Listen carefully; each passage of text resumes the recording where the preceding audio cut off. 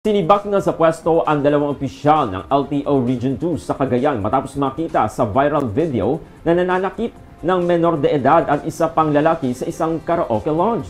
Inatasan mismo ni Transportation Secretary Vince Dizon ang agarang pag-relieve kay LTO Assistant Regional Director Manuel Baricawa at Chief Enforcer Charles Ursulum.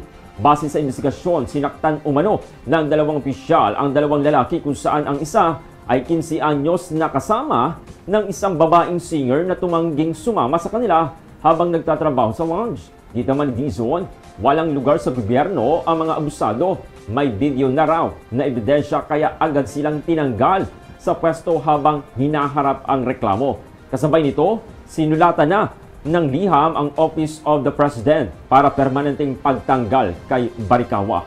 Ayon naman kay LTO Chief Vigor Mendoza, may due process na sinusunod. Pero malinaw na hindi pinabulaanan ng mga opisyal ang insidente ng naturang video.